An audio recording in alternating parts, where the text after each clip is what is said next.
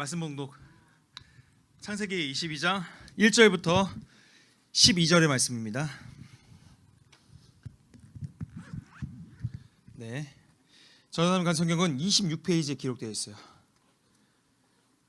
구약성경 26페이지에 기록되어 있습니다. 창세기 22장 1절부터 12절 말씀을 함께 교독하도록 하겠습니다. 모두 하나님 말씀을 경외 앉아서 일어나 교독하겠습니다.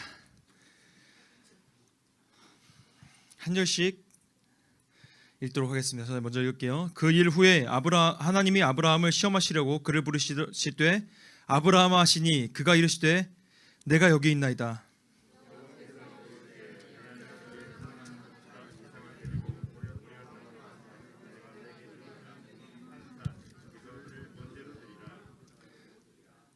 아브라함이 아침에 일찍 일어나 나귀의 안장을 지우고 두 종과 그의 아들 이삭을 데리고 번제에 쓸 나무를 쪼개어 가지고 떠나 하나님이 자기에게 일러주신 곳으로 가더니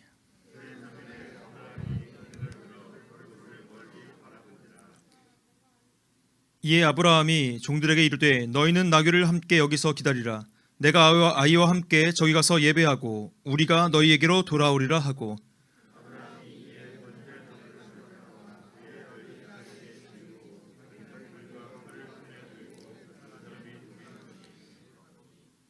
이삭이 그 아버지 아브라함에게 말하여 이르되 내 아버지여 하니 그가 이르되 내 아들아 내가 여기 있노라.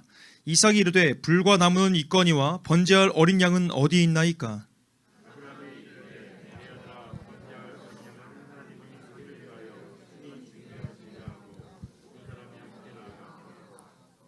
하나님이 그에게 일러주신 곳에 이른지라. 이에 아브라함이 그곳에 제단을 쌓고 나무를 버려놓고 그의 아들 이삭을 결박하여 제단 나무 위에 놓고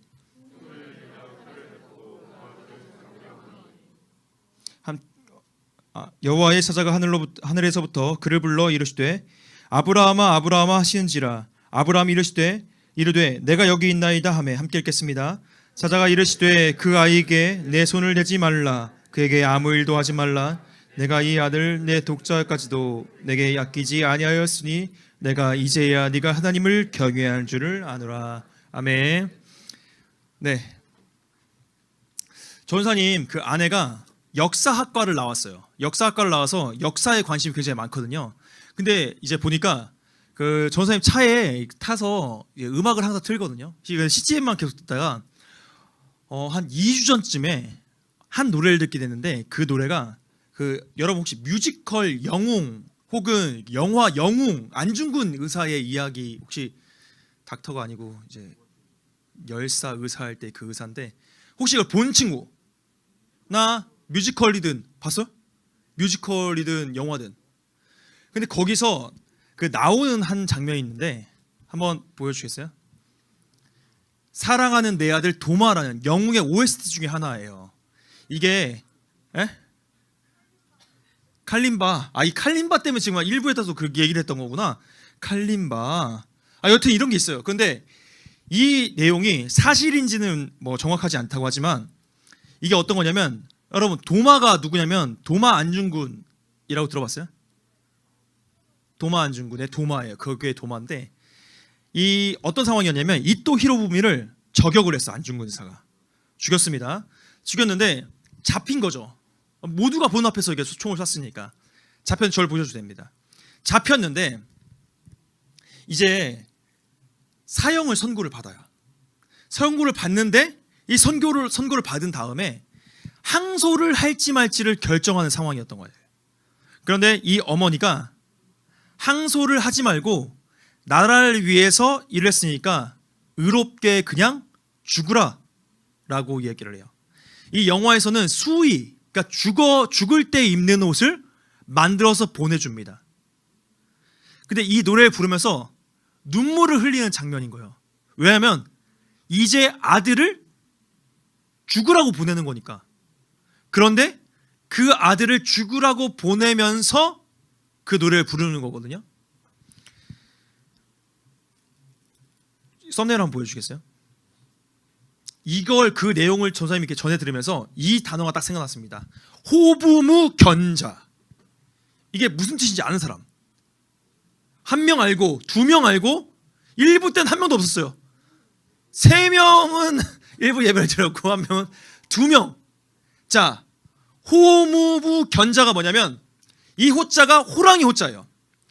호랑이 아버지에게는 견이 개견자거든요.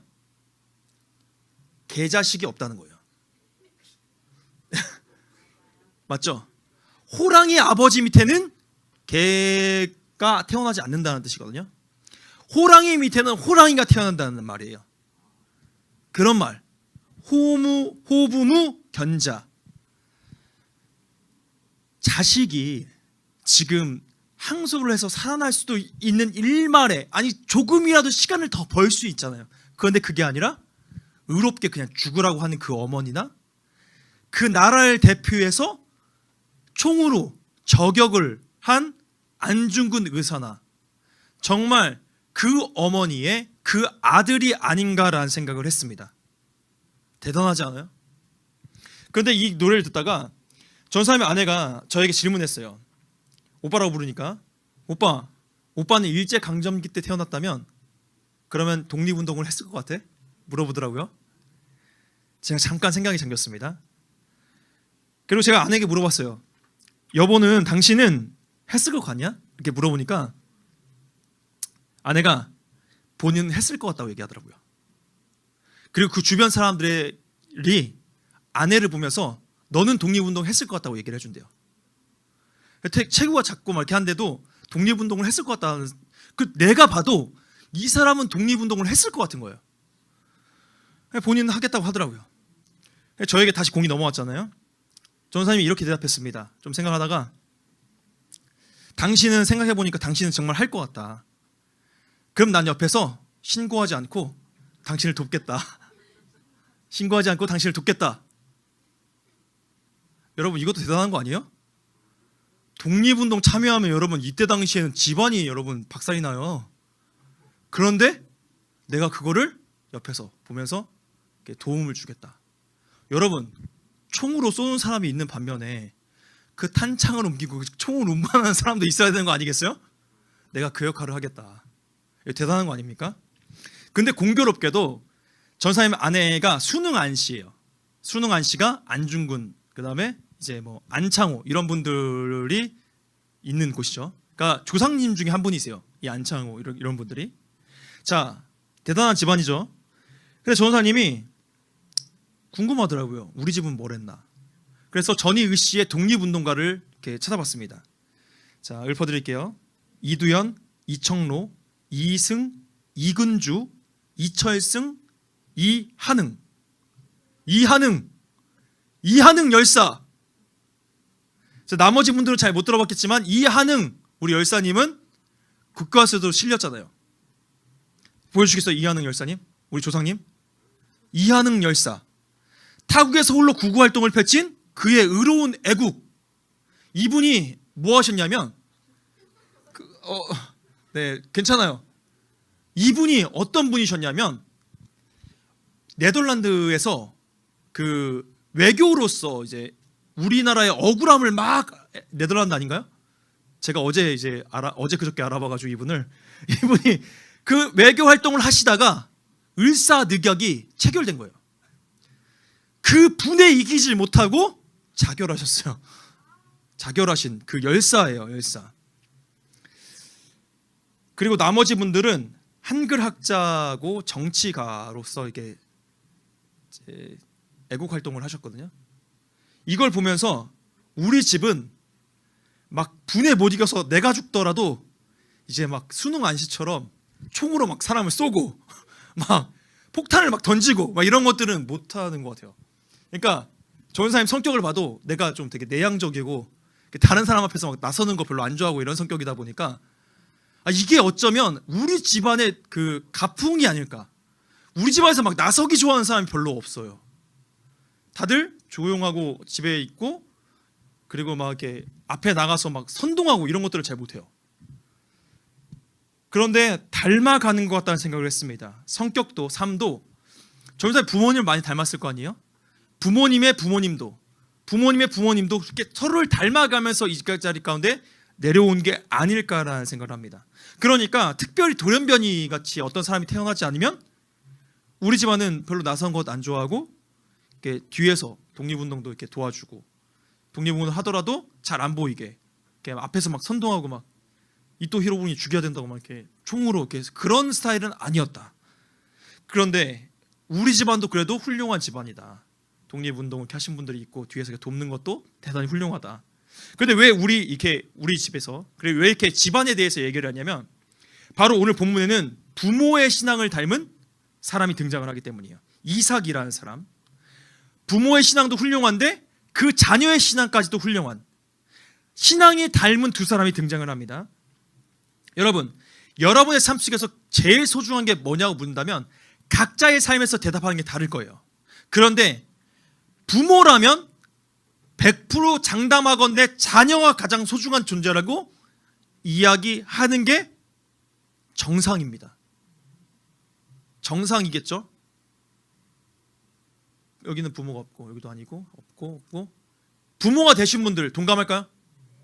그렇죠? 부모가 없고 아니라 부모가 아니고 그렇죠? 부모가 없지 않죠. 부모님이 계신데 부모가 아니고 아직은 부모가 아니잖아요. 큰일 날 뻔했네. 오늘 패드립을 신고 나갈 뻔했네요. 부모가 계시지만 그렇지만 부모가 아직 안 돼 보신 분들은 모를 거예요. 전현사님도 부모가 돼보면 달라질 것 같지만 부모는 분명히 자녀가 가장 소중한 존재라고 합니다. 그런데 여러분, 자녀를 하나님이 바치라고 하면 바칠 수 있겠어요? 부모이신 분들? 가능할 거라고 생각하세요? 쉽지 않다? 전사님 불가능한 일이라고 생각합니다. 그런 응답이 나에게 이렇게 들려온다면 그거는 분명히 마귀가 하는 말이라고 전사님은 생각하며 살아갈 거예요. 그럴 수가 없다는 거예요. 그런데 여러분, 자녀를 하나님 바치라는 것 넘어서 이 자녀가 얼마나 소중한 한 명밖에 없는 그 자녀라면 이 아브라함은 100세의 아들을 얻었어요. 75세에 하나님이 약속을 주셨거든요. 네가 아들을 낳을 거고 그 아들로 인해서 네 자손이 번창할 것이라는 약속을 받습니다. 이 아브라함이. 그런데 25년이 지나서 100세에야 결국 아들을 얻게 되었어요. 자, 아들을 얻게 되었는데 이 아들이 얼만큼 사랑스럽고 대단한 아들이었겠어요. 그런데 이 아들을 번제로 바치라고 오늘 본문에서 하나님께서 말씀하시는 겁니다. 자, 그럼 이게 참 잔혹한 것이 뭐냐면 아브라함에게 정확하게 하나님께서 말씀하신다는 거예요. 뭐냐면 첫 번째로 사랑하는 독자 이삭이라는 단어를 쓰세요. 그러니까 정확히 너가 하나밖에 없는 그 아들, 네가 그 사랑하는 그 아들 독자 이삭을 내게 바치라고 얘기하시는 거군요. 왜 이런 말씀을 하셨을까라는 생각을 하면 나 같은 사람이 있어서 그럴 것 같아요. 나였다면 어떤 행동을 했을 거냐면 이런 음성을 딱 듣잖아요. 이런 하나님의 음성, 네가 아들을 바치라는 음성을 딱 들으면 나는 당장 종 중에서 아들 하나를 찾습니다. 그리고 입양을 해요. 그리고 그 아들의 이름을 이삭이라고 바꿀 거예요. 나라면. 그리고 그 아들을 입양이었으니까 어디가 아들일 거 아니에요. 데려가서 하나님께 바칩니다. 너무나 왜 비웃어요? 아들을 바쳐야 되는 상황이잖아요. 지금 말이 안 되는 상황이잖아요. 상상할 수 없는 일이에요. 그러니까 바칠 수가 있겠구나. 그렇게. 그런데 하나님께서 정확하게 말씀하십니다. 네가 그 사랑하는, 다른 사람 안 돼요. 사랑하는, 그리고 하나밖에 없는 그 아들, 그리고 이름이 이삭인 그 아들 바치라는 거예요. 빠져나갈 곳이 없이 딱 그 사람을 지목하셨습니다. 오케이, 대상은 정해졌어요. 자, 그러면 살짝 쿵 죽일 수 있잖아요. 살짝 쿵 이렇게 탁 때려가지고 잠시 기절한 것처럼 해가지고 죽은 것처럼 위장할 수 있겠죠. 나라면 그랬어요. 나라면 그랬어요. 나라면 살짝 탁 쳐가지고 잠깐 기절하면 이렇게 눈치를 보다가 죽인 것처럼 해가지고 이렇게 해가지고 바꿀 수 있잖아요. 그런데 하나님의 잔혹함은 바로 방법까지 정했다는 거예요. 번제로 바치라. 이 번제가 뭐냐면 배를 가르고 창자를 빼내야 돼요. 그리고 상상력을 조금만 접어둬요. 하고 마디마디를 다 잘라야 돼요. 접히는 것, 각을 뜬다는 거거든요. 이런 각을 접히는 부분을 다 떼어낸다는 거예요. 그리고서 손가락까지는 아니고 이렇게 여기까지만, 동물은 원래 없었으니까, 그러니까 자른 다음에 마지막으로 불로 태워야 돼요. 불로 태워서 하나님께 예배 드리는 게 이게 번제의 방식이었습니다.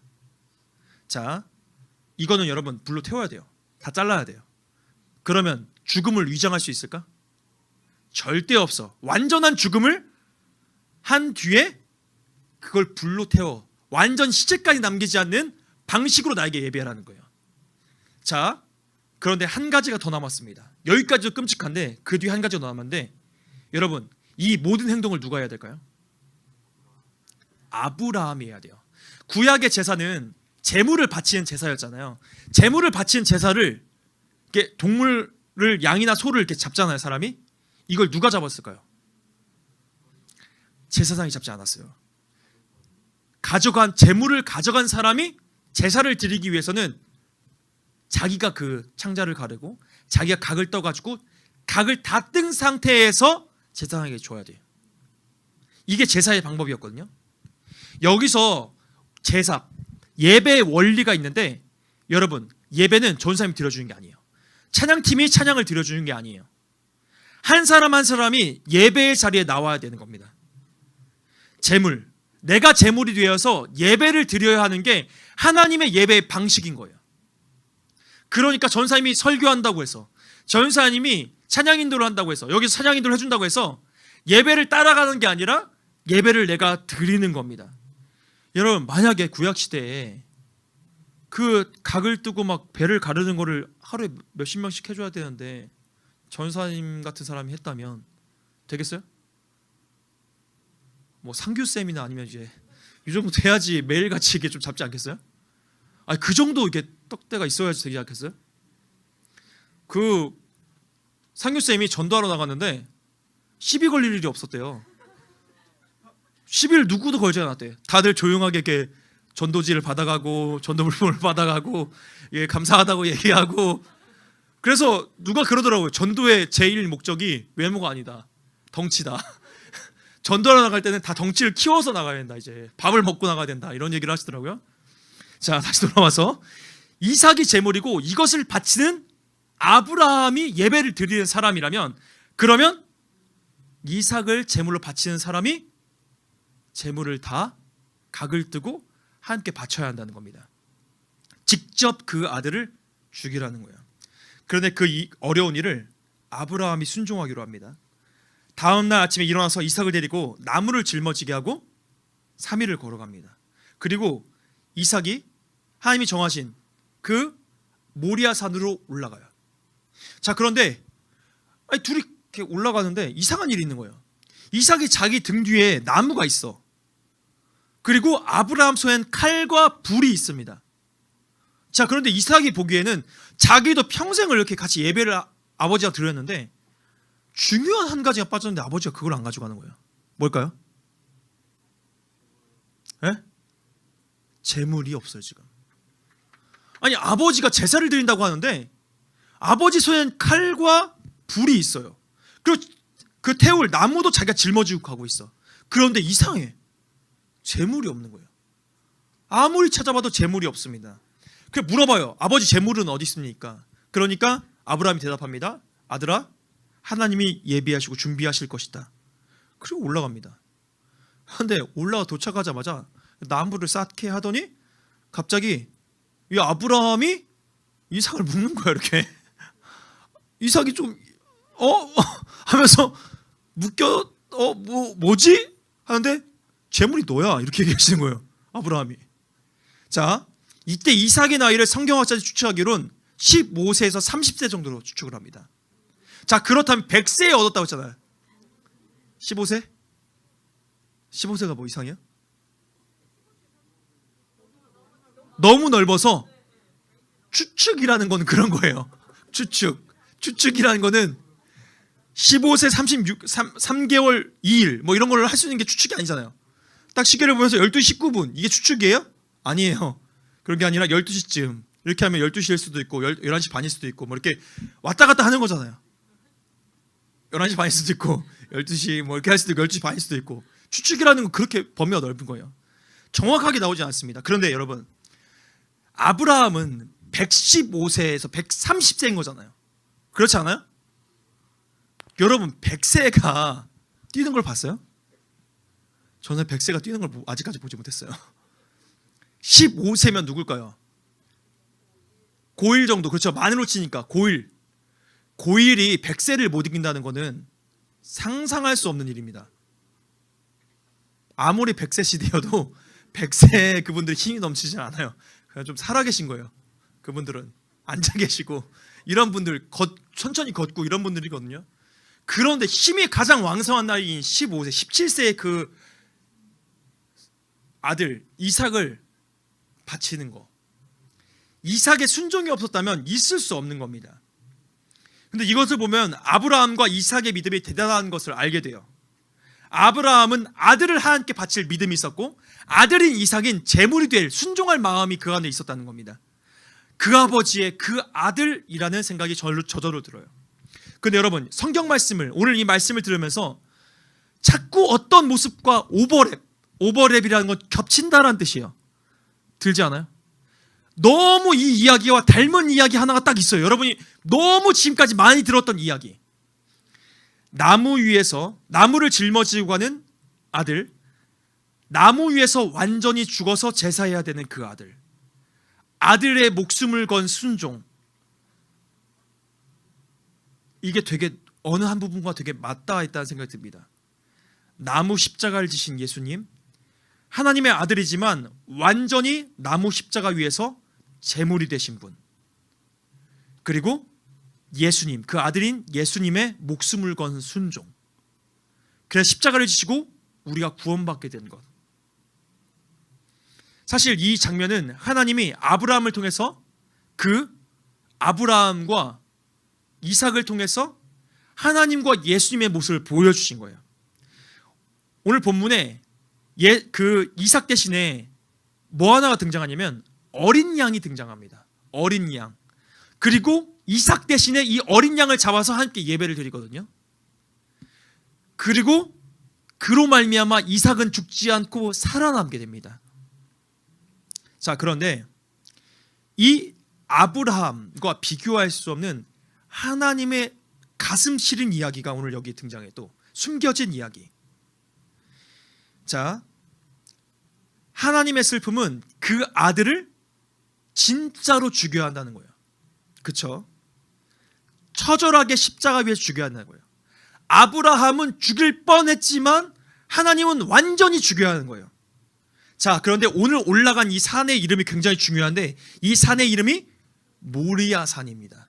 자, 모리아산에는 이후에 한 번 더 등장하는데 이 모리아산 위에 솔로몬의 성전이라는 게 세워져요. 역사적으로. 자, 솔로몬의 성전을 바라보면서 그 앞에 모리아산에 연결된, 모리아산에 속한 한 언덕의 이름이 있어요. 이 언덕과 이 솔로몬의 성전이 맞보아지게 되어 있거든요. 지리학적으로. 자, 이 언덕의 이름이 여러분의 굉장히 익숙한 언덕입니다. 어떤 언덕일까요? 갈보리라고 불리기도 하고 골고다라고 불리기는 언덕이 여기 있어요. 자, 이 모리아산에 하나님께서 올라가서 넌 예배드리라고 한 거예요. 너의 아들 이삭을 잡으라고 얘기한 겁니다. 자, 이 모리아산 어디 부분에서 예배했는지는 몰라요.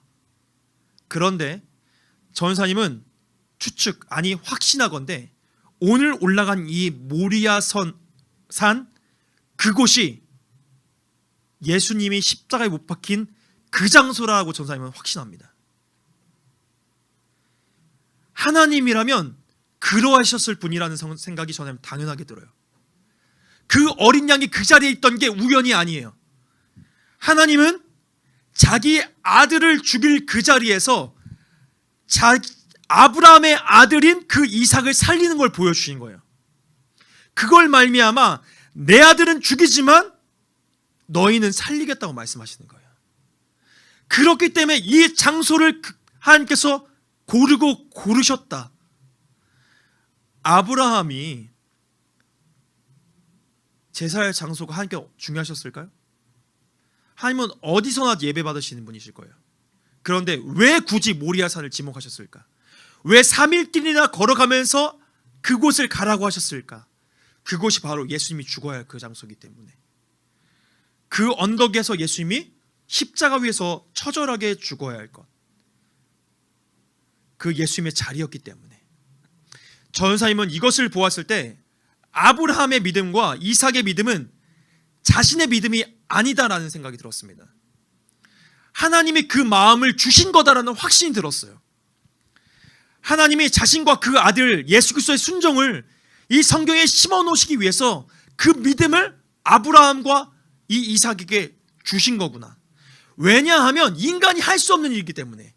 어떻게 자기 아들을 죽일 생각을 하고 아들이 아버지를 위해서 죽을 생각을 하는가? 그것도 제사를 위해서. 말이 안 된다는 거예요. 이건 상식적이지 않다는 거예요.